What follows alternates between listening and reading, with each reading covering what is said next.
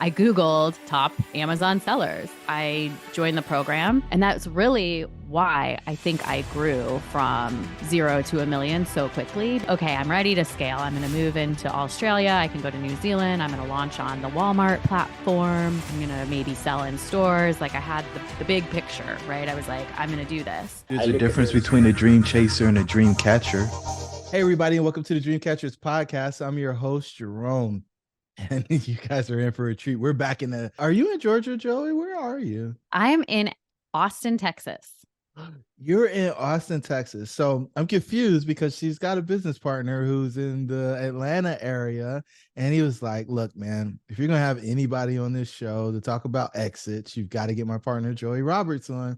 And I was like, well, do they live down the street? Because like when he started his business, like his Amazon business, he started with his partner, like next door neighbor. And so I guess he's expanded a little bit and we're still down in the South. So Joey, welcome to the podcast. I'm so grateful to have you on. Thank you for having me. I am thrilled to be here. So we were chatting and you were like, yeah, no drama, no nothing. So how did you, well, first, let's talk about the business. So you built a business in like 10 months and then exited. Is that real? That is real. Yes. I went from 0 to about $1 million in sales, mostly selling on Amazon. I did have a website, but yeah, most of that $1 million was sold through Amazon. And then by the time I hit my 12-month, my year mark, it was close to like 1.2 million in sales with Amazon and a little bit on my Shopify site. What are you selling? I was selling outdoor recreational products. I'm actually, from the people I sold it to, they made me sign something saying I wouldn't exactly say what I was selling. So I won't tell you that business. Right now, I still sell, and I'm happy to tell you all about that. But the business I sold, it was like outdoor recreational products. And it was a great time to be selling those products because it was 2021, a little bit into 2022, which was like the tail end of COVID when people were still finding ways to have fun outside.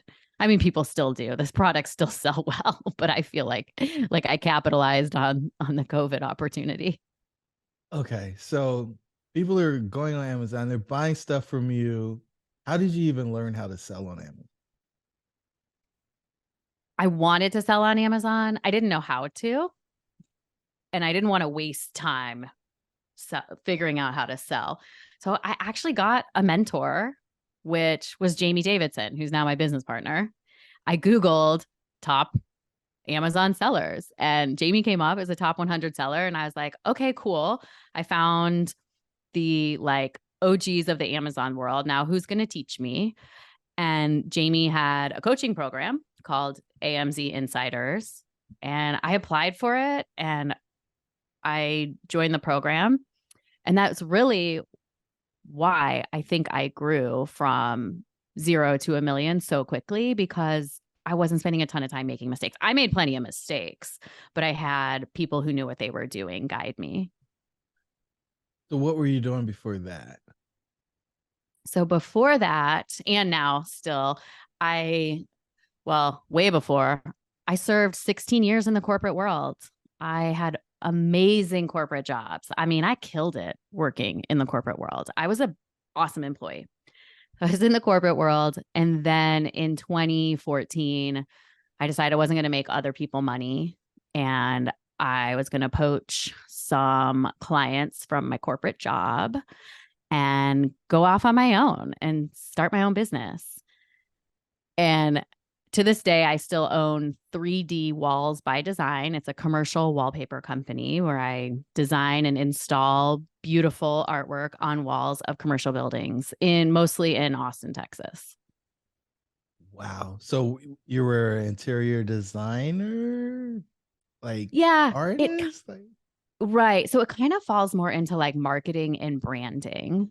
And that's where but yes, I do have like an interior design license, but I was working for Getty Images, and which is like a image company. I was working with Getty Images, and I was also working with a fine art publishing company at the time called New Era Portfolio. So I was their VP of marketing and sales. And I thought, you know what?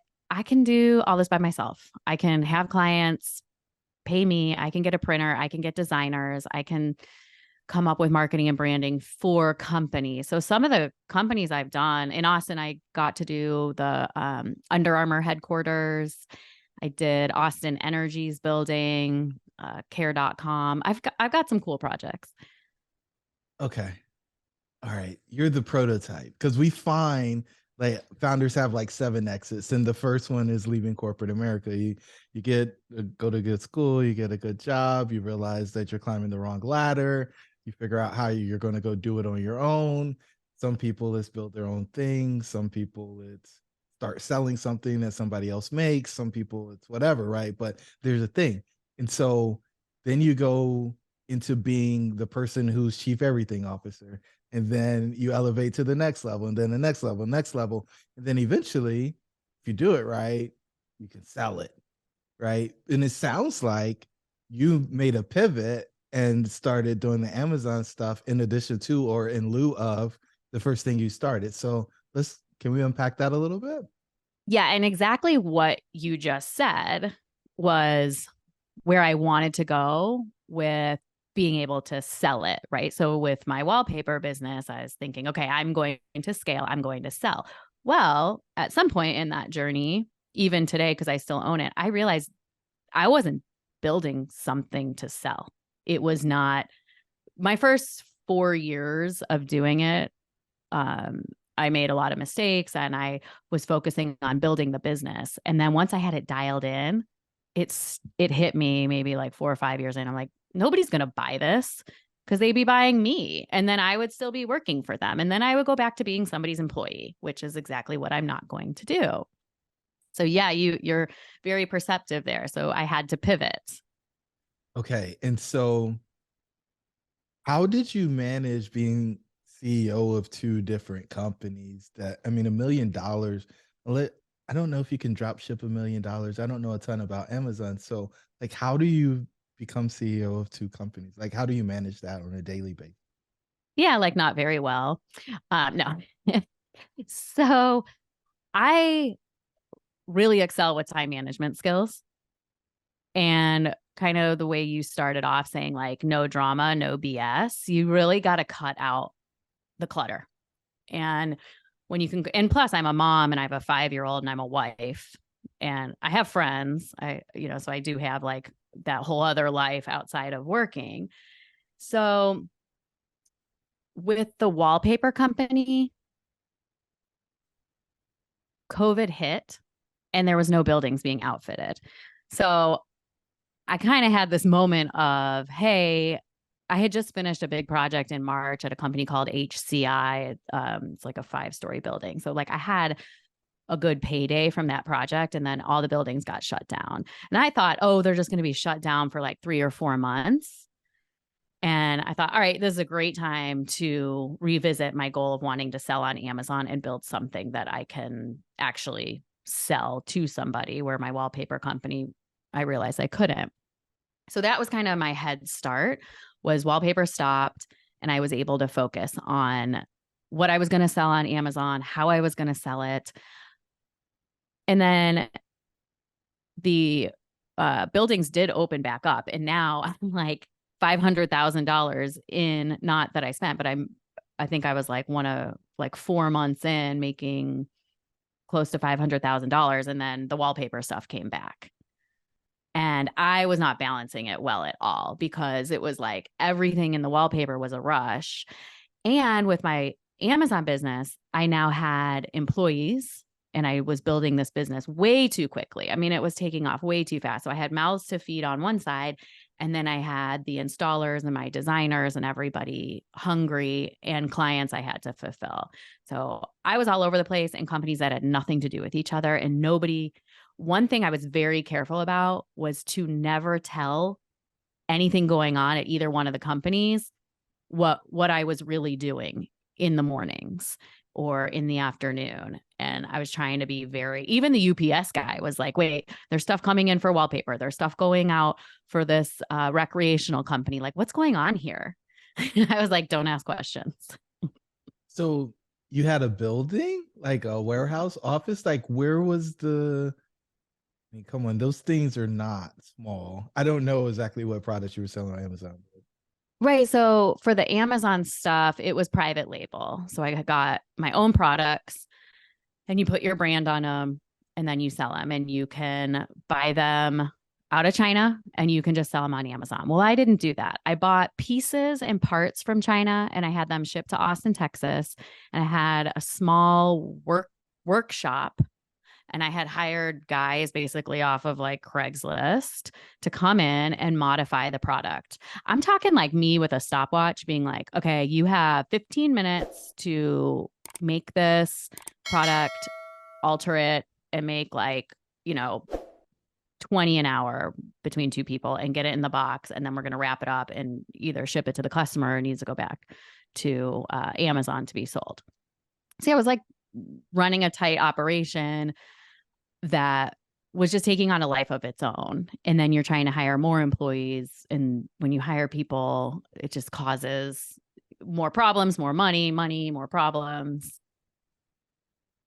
So, did you ever hire like a manager of the people who were doing the production? I hope so. I tried. Yeah, yes. There there were managers and people coming in and out to help and help scale the business. Um, Inventory was an issue. I kept running out of inventory and I kept overselling. So that would cause a ripple through the manufacturing side of the people who were coming in to modify the products and they were getting overwhelmed and it was getting stressful.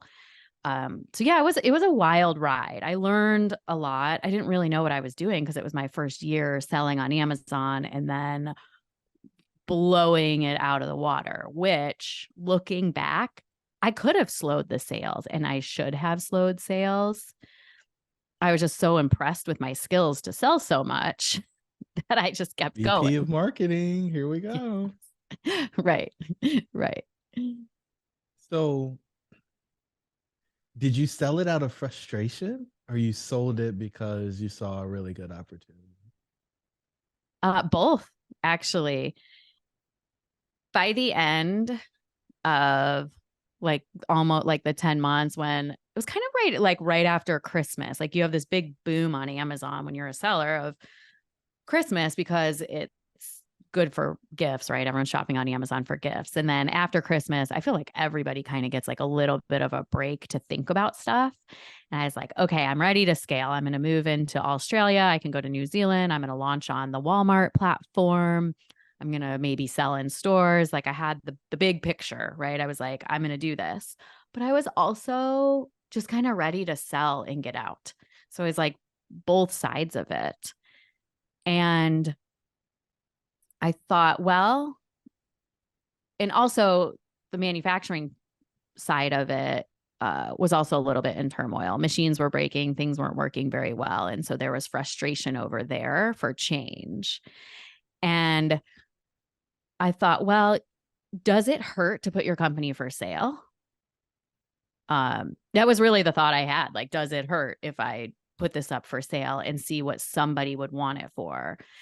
And I'd already proven I could sell. I thought, well, what if I sell this, I get money, and then I can just rebuild this with products that I have a little bit more attachment to that I want to sell, which is, I'll tell you in a bit, but like which is what I do now. I sell products I like selling. So that's kind of it. I was like, what if somebody wants to buy this? Like that would be cool. It's a growing business and it has so much potential. So that's really the whole, okay, I'm going to put it up for sale. What was your first exposure to somebody selling a business? Because most people don't know that you can do that. Yeah, good question. Um, I think through my corporate life, I watched companies I worked for get bought and sold all the time. And those were on larger scales. And I was like, hey, that's kind of cool. And then my dad built and sold a business when I was like later in high school. And then I watched my brother. My brother got into turnaround venture capital. And I watched my brother at a young age of like 29 sell his first business. And I didn't really comprehend exactly what that meant. I knew it was money, but I didn't understand the intricacies of what complications it brings into your life and just everything that happens. And so I watched my brother probably for like a solid 5-6 years navigating this world of, he sold a company, he got a lot of attention for it. And then he partnered with other people and bought and sold more businesses. But I didn't really think, oh, I'm going to do it. But that was my exposure to it. I love that. I think it's really rare. It was interesting when we were talking to Jamie on a few episodes ago, and he was talking about his experience being in venture capital, but being the operator for the capital company instead of like being the owner, and seeing the exposure or having the exposure to going in knowing that we're going to sell it, and like not having the attachment.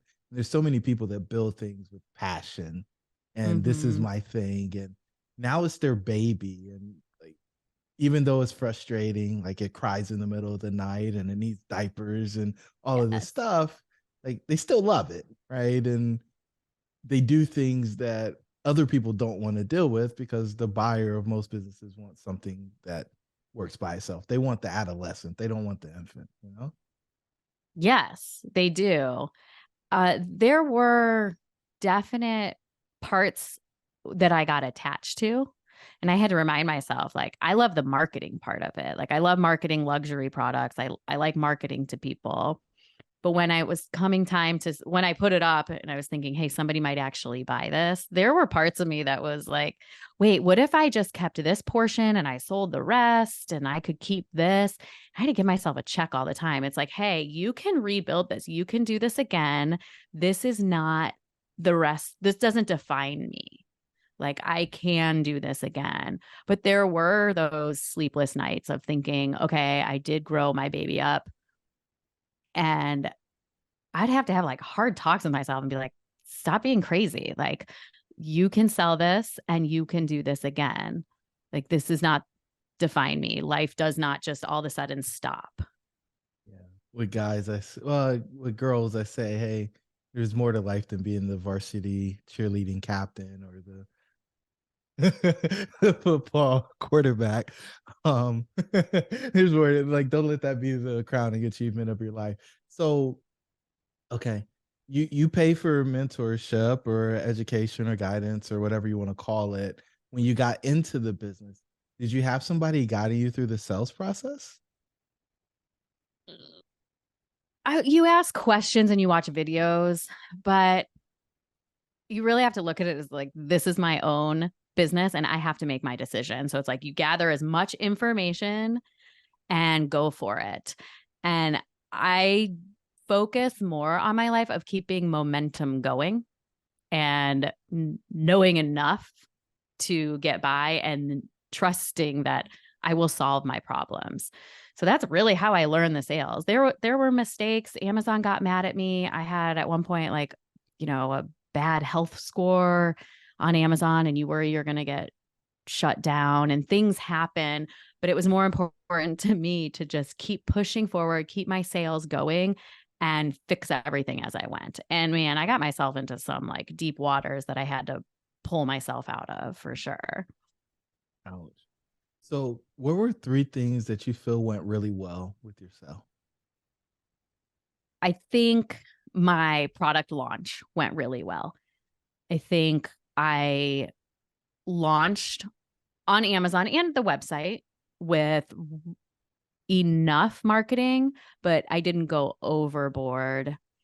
I picked what I wanted to win at, and I wanted to win at Father's Day because I thought my product was something every single dad should have. And that was in my head, that was my Super Bowl. I'm like, I launched the company in March. I was like, June is coming. That is going to be my Father's Day, my Super Bowl. So I did really well at the marketing for Father's Day. And on the flip side, what I did really poorly was not have enough inventory. So I ran out of inventory a week before Father's Day. So let's unpack that because I think launches are really cool. So for the product that you were selling, like is launch ads, is launch emails? Like what does launch mean in your world? Yeah, launch. If you have an email list, I really didn't at the time, but if you have an email list, that would be phenomenal. But so a launch for Amazon is getting your keywords, because Amazon is based off of keywords. So getting your keywords in your listing, getting Amazon ads set up to target your keywords when people search on Amazon for Father's Day gifts. And then you want your product to pop right up to first, second, third position.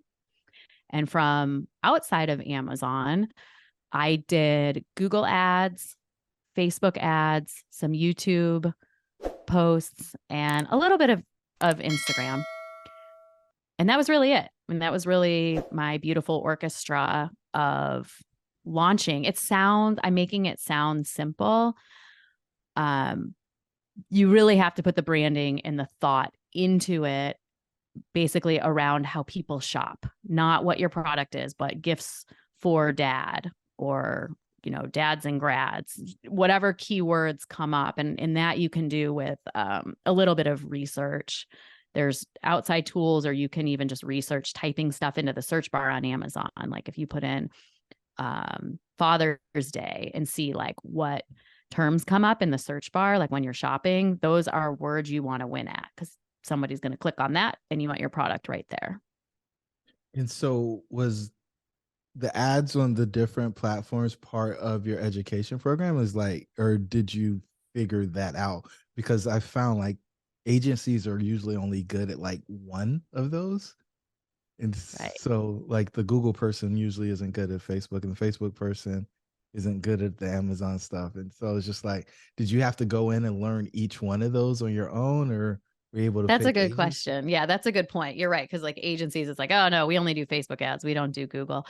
Um, so yes, in the program, I watched the videos several times. And I also went to every single live training that was on Monday night.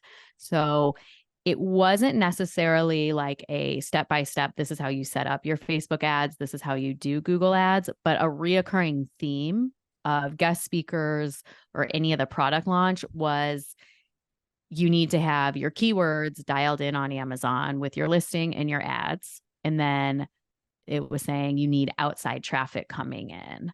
And it would say social media. And there's kind of like a little bit of Google ads helps.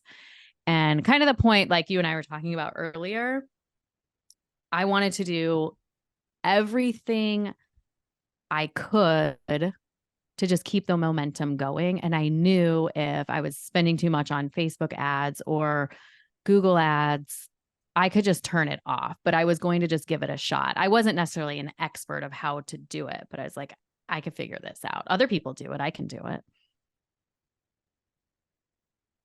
I love that because you're taking initiative. You're not waiting for somebody else to tell you it's okay. You're not looking for somebody to give you the big break. It's like the opportunity is here.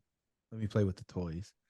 Yeah. Um, so momentum seems to be part of the theme here. Momentum in the wallpaper thing, growing, momentum in Amazon, and then it sounds like even when you got to the place of exiting, like there was a momentum piece there, like to keep the deal moving forward. Now, before we started recording, we talked about like the different ways you can exit on Amazon, like who the buyers are. And you chose a strategic buyer instead of an aggregator. Is that right? Yes. And when I was kind of throwing it out there to even Jamie Davidson, my mentor, and just other people I knew in the Amazon world, like, hey, I'm going to sell my business. Everybody's like, ooh, I'm going to introduce you to this aggregator. And these people are paying 8 times and you can have this massive exit. Hey guys, as you might know, a very small percentage of the people who actually listen to this podcast are subscribers. So do us a favor, subscribe. In fact, we did some analytics and we found out that only 25% of the people who listen are subscribers. And our goal is to get that to about 75% over the next 3 months. So do us a favor, hit the subscribe button so you get notified when our new episodes come. We plan to bring immense value to you guys going forward as we continue to improve the content that we create at Dreamcatchers. Your dreams should be real. Let's get back to the show. So I thought, okay, you know what? I will talk to these aggregators. And I talked to one or two. And first, they want to rebuild your whole portfolio. And I'm like, look, I'm like at $1 million in sales. And yeah, it was a short period, but I was like, what are we rebuilding here? Right? What, like, it's only like 10 months at the moment. I don't need a whole presentation. Like, I'm the presentation. So I thought, and sometimes I just felt small. I was kind of like, that's awesome. You guys would invest your time in this. I'm like, but by the time the 6 months go by that you've rebuilt, I'm going to be past $2 million. And like, I may just keep the company. So that was really why I thought, I'm just going to try to privately sell this. I didn't turn down the aggregators. I kept, chit-chatting with them. Well, I figured out, hey, what if I just put the word out other ways that I want to sell this business and see how that goes. And so which way worked? Like, how did you get your business in front of the people who actually closed? Because you said it's like dating, which I thought was hilarious earlier. Like you went on a date with these people. You're like, I don't like that. I don't want to have a second date. And then maybe you got a little bit further with the next people. But I think you told me that the first LOI wasn't the first person. That wasn't actually the person that you did a deal with. Yeah, the first LOI I got, like somebody with intent to buy, you get all excited and it's like the best first date ever. And you want to tell everybody about it. You're like, this is awesome. We're going to live happily ever after. And then a couple of days go by, you don't hear from them, or they ask a weird question or a funny text. You're like, oh, man. And then you're like, I'm going to keep dating. I'm going to keep seeing if somebody wants to buy this. So then you talk to somebody else and then you get excited about them. And you roll out the red carpet, you shower and you clean up the place and you mop everything and you make the products look all shiny. And the next person comes in and you're like, yes, you're it. I'm going to marry you and I'm going to sell you my business and maybe I'll even work for you. Like your mind starts going in this like, excitement place. And then it's like an emotional roller coaster. It's like up and down, up and down. And it dragged out, I think by the time there was like an actual buyer, it dragged out a long time to where you're kind of going back and forth. And it's a little bit exhausting to where you're like, do I really want to sell this? Should I keep it? Okay, but then I'm just going to have to go through this again. Should I have gone with the aggregator? There's a lot of second guessing yourself. It's glamorous when it's all said and done, I guess, but the process of going through it is, and plus you're still running a company. Like you still have the same problems. And now you're trying to make this company look really shiny with your P&Ls. And it's like, you don't want to spend any money. You don't want to buy inventory, or do you? Like, it's very crazy. So we call that deal fatigue. Right. You're going through the deal and you're like, I don't know. Like it would be so much easier if I didn't have anybody else to pay attention to. Like I could just do what I want to do. And you got these constraints and restraints. And you don't want people to pop up and say, oh yeah, well, it's worth less now because of this, or it's worth less now because of that. It's like, no, it's not. Like, come on, let's do the deal. So I find, and I might be wrong on this. You've been through it, so you could tell me. But I think what I find is that people who exit, they go on this roller coaster, and everybody's focused on like the organism of the business and how can you extract as much value from the business as possible. And there's like a whole person over here who nobody is paying attention to, is getting beat up with the roller coaster of the ups and downs, and they don't even know what they're getting into more often than not. It's part of the reason why we started the podcast and started having this conversation, is because I really want people to know what they're getting into, because after, and we'll go into this later, but after you get the check, there's a realization that happens. And so, did you know that this was coming? Like, you saw your dad do it, you saw your brother doing it, you had Jamie in the corner, but did you know like the roller coaster was coming? Did you know that you're gonna have to kiss frogs until you actually found your prince? Like, talk to me. No, nothing can prepare you. And other people can tell you their stories. And it might be a good story or a bad story or an up and down thing, but you don't really know until it's your story and you're going through it. And then you're like, hey, why didn't anybody tell me that this was so insane and talk me out of this? Tell me to keep my business. Or, hey, do you want to buy it with me? Maybe I could partner.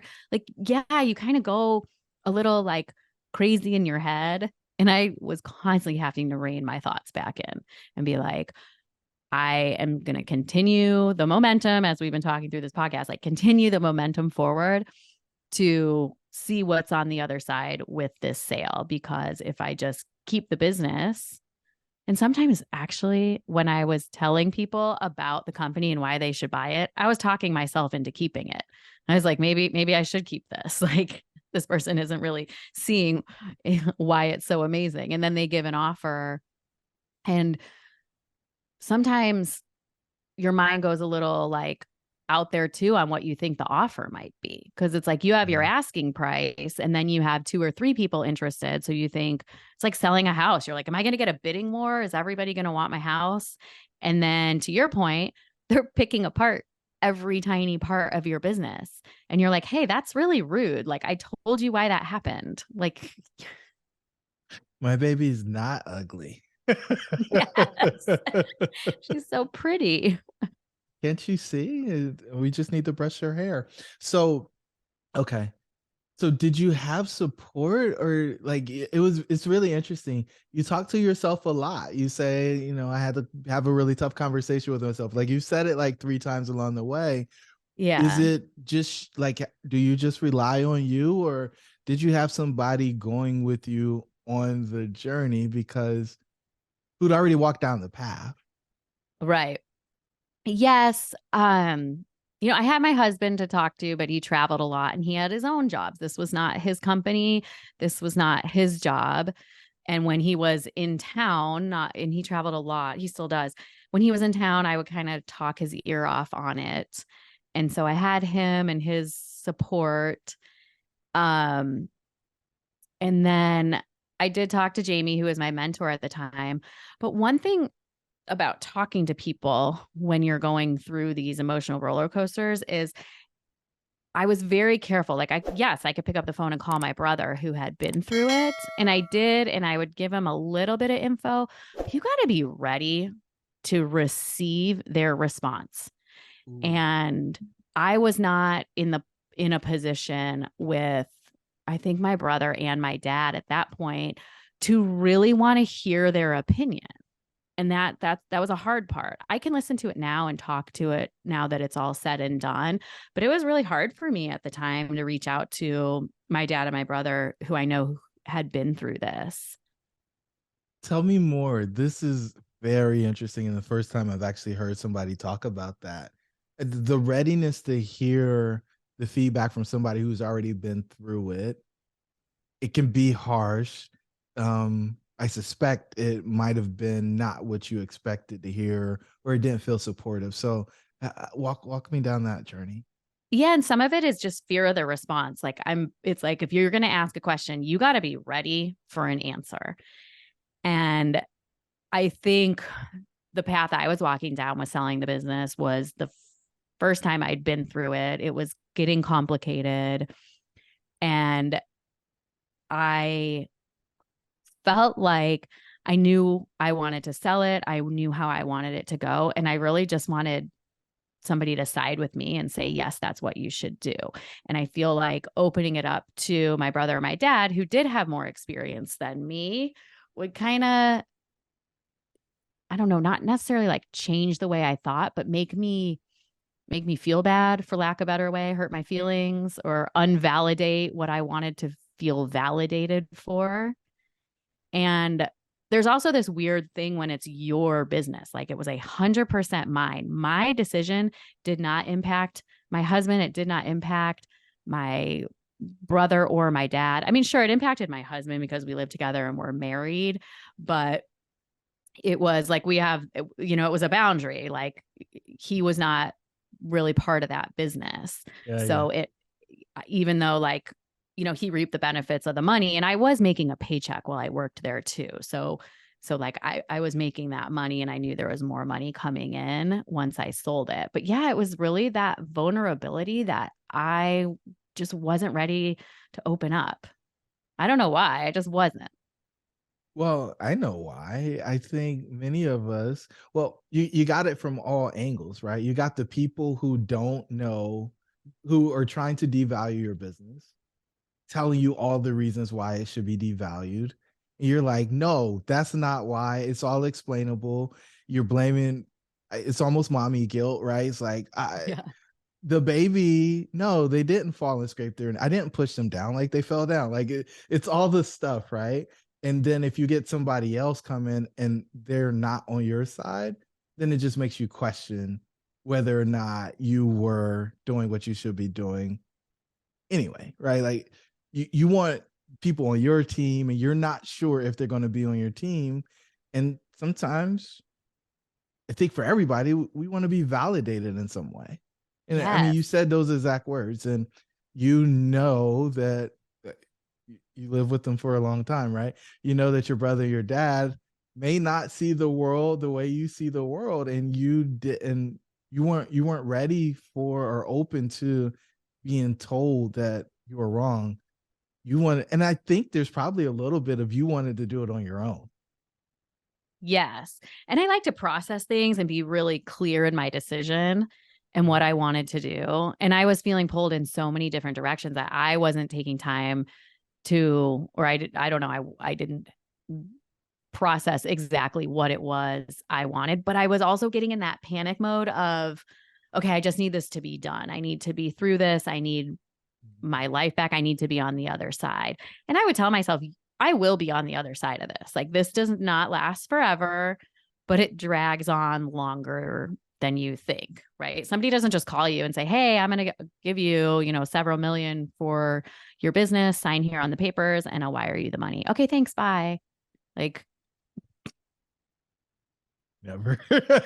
I wish. Not a thing. Okay. So you get the check in your hand. Was it the biggest check you ever got in your life? Yeah, yeah, definitely. Okay. And so it's funny you say definitely after having to process through that. I'm like, I hope this is she's really, really, really well off. If not. So you get the big check. And then what? Did you find that it solved all the things? Was it the pot of gold at the end of the rainbow with the unicorns and everything like you thought it would be? Yeah, there wasn't a unicorn. I was like, all my childhood dreams, there's not a unicorn. Um, yeah, I got the check and I remember walking my dog. I was like standing on the corner and my thoughts were just clear. And it occurred to me that I was not thinking about that business where the last, you know, 12 months of my life, all I kind of lived and breathed was how am I going to accomplish X, Y, and Z and these problems around that specific company. And there was just this weird, like, what am I going to think about? Like, what's going on in my head? Where are my thoughts going? And so clarity, was there anything on the negative side or what most people would classify as negative? Like that, I shouldn't have sold it. There was a little bit of talk to myself of, I mean, through the selling process. And I mean, sometimes even today, it's not like I sold it that long ago, um, where I have to remind myself that like I'll sit there and be like, oh, well, maybe I could buy a portion of it back. Like the stuff I really liked, maybe I could get those products back. Like, no, just push forward. That chapter has closed and remind myself I can do this again. I can sell more products. I can rebuild. I I have the skills, and now I have a lot of confidence since I did exit a business already. Yeah, I talk to myself. I still have those thoughts creeping. Yeah, there's this funny statistic out there that like 75% of people that sell their businesses regret it. And it's almost as high as people who get divorces. But what I think is really interesting is a lot of people are asking, well, what was it all for? And is this really it? And then the infamous what now? And so Right. what was your what now? Did you already have the answer? Yes, and no, and yes. Um, I knew that I wanted to write a book that I had been wanting to write, but was too busy. So, and I kept that in my head. I'm like, is when I sell this, there's a couple projects I want to complete. And when I was standing on that street corner with my dog and my head was open, I thought, I need to go write that book right now. And, I'm all about, I thought I had the thought and it was something I wanted to do. And I had told people, and I had told Jamie, I think I'd had a mimosa or two, and I admitted I wanted to write this book. And he's like, you need to get that done. I was like, I just said it. Now I have to make it happen. So the first thing I did was I took 2 weeks, 3 weeks to do a self-published book. So it's like KDP, where you self-publish on Amazon. And I wanted just to learn how to do it. And I wrote this book on IVF, on infertility, because it took me like 9 rounds of infertility to go, or I should say 9 rounds of fertility treatments to have my son. So that was the first thing I did, was like, I need to write this book and get this up on Amazon. And that gave me it kept me busy, and I had money because I just had the exit. So I had money to spend on the cover and to do the book the way that I wanted to.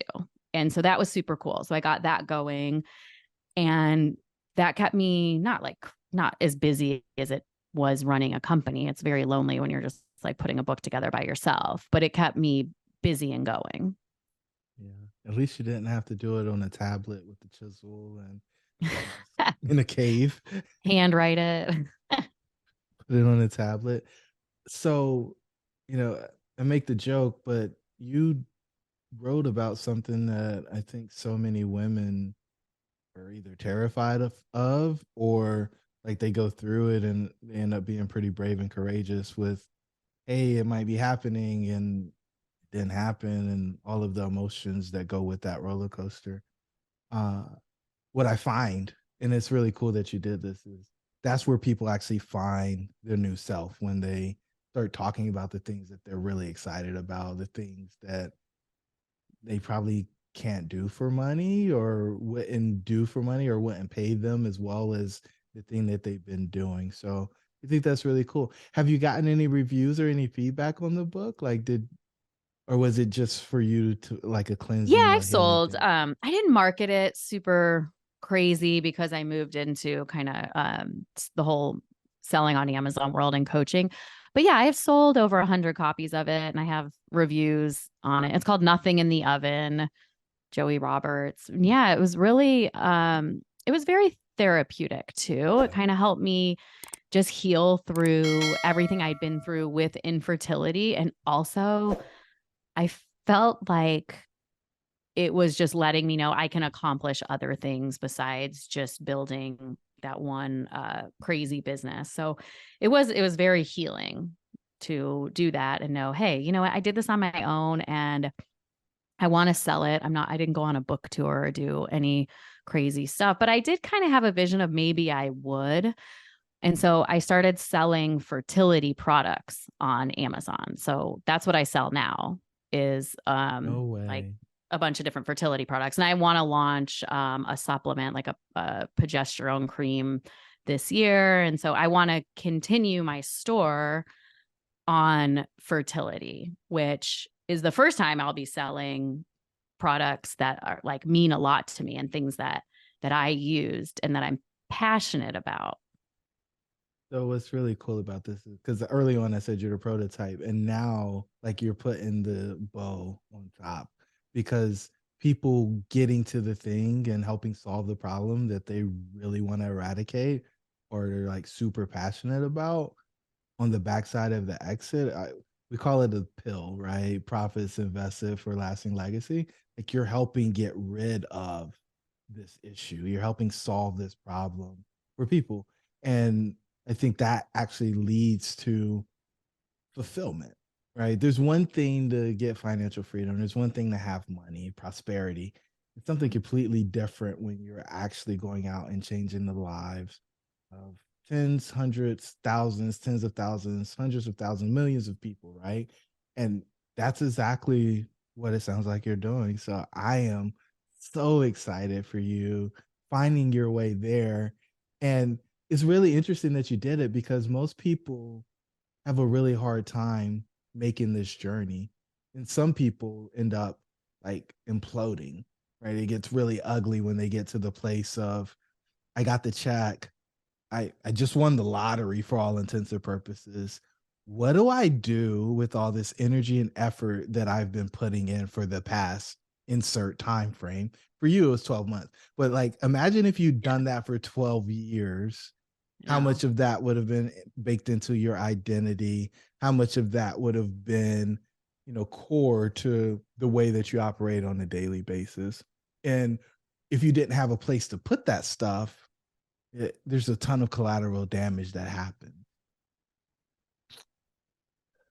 Joey, this is so cool. um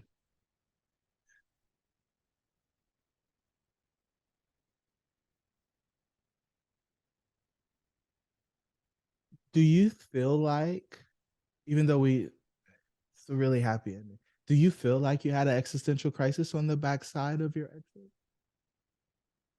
No, I feel like I had a bunch of little tiny crises, like a bunch of little emergencies and like quick fixes in my head. Um, I also started when I finished the book and got a couple of my products up on Amazon.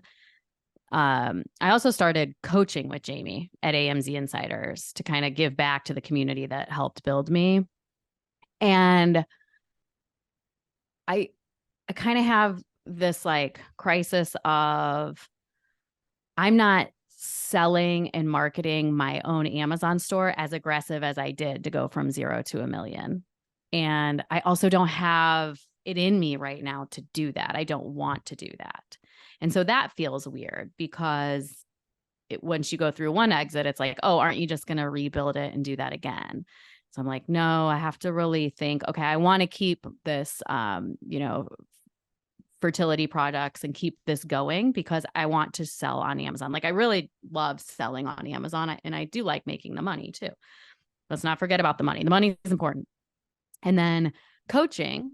And so now I'm coaching with Jamie. I exited in March, launched my book in April, end of April, launched the book and then launched a couple fertility products. And so in May and June, I started coaching for AMZ Insiders. And so now I'm like doing a bunch of things and I have my wallpaper company. So I'm like, well, what am I really doing here? Like, who is Joie? Right? Like, what am I? Who am I? And where is this boat going? Like, what's happening? And do I want to do any of this? Maybe I just want to work out and like walk my dog and play with my kid. Like, what am I doing? Forget your husband. Um, Hang out with him too. yeah, when he's home. So that's really that's cool because like self-image, like we redefine ourselves every time we do one of those exits, right? We talked about the 7 early on. And so you became a new person when you started your wallpaper company. And then you Yeah. had to become a new person again when you started selling on Amazon. And then when you exited, you became a new person. Like this, the perpetual reinvention of ourselves to help us get to whatever that North Star is that is out there. But Yeah. the one message that just rings true over and over again is you kept moving, right? There wasn't ever a point where you got stuck in the quicksand.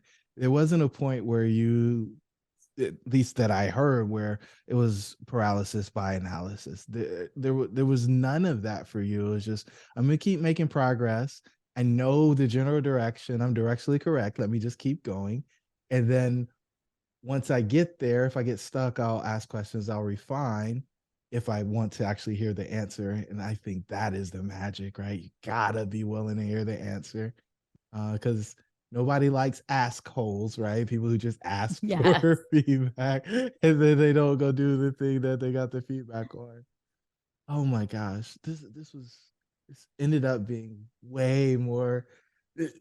I didn't know the fertility part, and so like when I was listening to stuff before we jumped on, I didn't hear that, and so for you to come share that with us and how you're focusing on solving that problem for women who are just like you, it's just phenomenal. And I'm so grateful that you shared that with our audience and that you've been so generous with your time today. And so, two questions for you to kind of wrap this thing up. One, so you're in this new phase of life. I know that you said you're coaching with Jamie, which means you guys have a coaching company. You're coaching people who are Amazon sellers. You pay for mentorship early on. Do you still have a coach now? Are you in masterminds? Like, what are you doing in order to help go to that next level, be redefined, etc.? Yes, always pushing forward and trying to learn. And I think that's part of being an entrepreneur is you have to surround yourself with people who can mentor you and who have achieved where you may want to go or achieved great things you can learn from. So yeah, I'm in driven mastermind. Missed seeing you there last time, but I'll be at the next one. So yes, I try to position myself in masterminds. And then with the coaching program, there are several programs that Jamie and I invest in. So we're constantly investing in ourselves to learn so that we can be better coaches and serve all of our members better. So yeah, constantly investing in myself. And that's a good point is in the corporate world, you kind of maybe learn from your boss or the people around you. But when you're an entrepreneur, if you don't keep the momentum going and you're not investing in yourself, then you're only as good as your first day of being an entrepreneur, your first day of leaving your corporate job or whatever you were doing. Like, how are you going to learn and keep going? And and and that was also one of the reasons once I went through my infertility and I didn't have a mentor when I was going through IVF treatments and fertility treatments. And I was crazy. Like the things that were coming out of my mouth, like I was absolutely, I don't know how my husband is still married to me and why he stayed with me. I mean, I would have killed him if he left, probably fear. But, but it was kind of that the book, I wrote it so that women going through infertility can just be like, hey, you know what? There's other women who have gone through it. And hopefully they'll read my book and be like, she was crazy. I'm not as crazy as her. Like I can make them feel good about themselves. Like, let your crazy fly, because I'm sure I was worse. Yeah, the imposter syndrome. I'm the only one that's been through this, like the isolation, like that can lead to the depression. Like there's just so many things that end up being pretty messy there. But being around people who say, no, that's normal, or yeah, you're not Yeah. the only one, or yeah, I remember when I went through that. Here's what happened. And I don't think that those things happen by chance, right? Those conversations, like I think somebody being invested in you and being on the journey with you is really, really valuable. And it's really interesting how you were able to like piece it together, uh, where most people they need the whole thing, right? They need the details. They need to be with you on the journey so that they can actually give you meaningful feedback when they offer whatever the opinion is or the guidance or the counsel. And I know that's what you guys want when people are in your coaching program. Yes, it is. And it's nice, especially since I exited recently and now I'm coaching people who are some are new sellers and some are just trying to hit the 7-figure mark. And I totally get it because I still sell, but also it's like I just went through all this. So I feel like I'm really good at helping people find their product to sell and launch their product. Like I completely can sympathize with what they're going through and what the struggle is. And then I love problem solving because I hit so many, especially around inventory and how to dig yourself out of like little holes that happen that seem like the world's crashing down. But somebody from my perspective, it's like, yeah, oh, I did that. And, you're handling your inventory problems better than I did. I would go and start crying in my car. And then I was like, oh, I don't have time to cry. I got to figure this out. It's funny because I've heard people say, hey, if you need to solve $100,000 problem, don't take it to people who've only solved $10,000 problems. And so make sure that you're elevating and getting into space, having the conversation with the people who've already solved that. Because while it may make you feel a little bit silly when they say, oh, yeah, just do this, it actually points you in the direction you need to go instead of being stuck in that chaos and pain and fear and some of the other doomsday things that we do when things don't go as we plan for them to go. Yes. And it's okay to fail. Just fail fast and move through it. Here's the momentum again, ladies and gentlemen. Joey, this has been phenomenal. The final question that I ask you on this podcast, and then I have one for the listeners, is who else should be on the show? Oh, and that's how you got me, because I'm sure Jamie was like, you should have Joey. um, who else should be on this show? I have to answer it right now. Just like throw somebody out. I'm like, my dad, my brother. Outstanding. Outstanding. We will be talking to Joey's dad and brother soon. No, this was phenomenal. Thank you again so much for being vulnerable, authentic, and 1000% genuine. I imagine that that's the way you are in all the places that you move. And it's a breath of fresh air. A lot of people come posture, say they had everything figured out. They didn't, blah, blah, blah, blah, right? Just beat your chest. You walk on water, everything works. And it's just not real. And anybody who's building something knows that's not true. And so I think everybody's better as a result of you sharing with us today. And I'm eternally grateful for you doing this with me. It was an honor to be here. Thank you. To the listeners, if you want the sort of help that would have been helpful for Joey and all of our other guests while you're working through your exit, there's tons and tons of people who are helping you figure out how to get the most value out of the organism of your business. But there's very few people who are actually out there supporting you as a founder who's on your way to one of the biggest exits of your life. We'd love to have a conversation with you. Until the next time, your dreams should be real.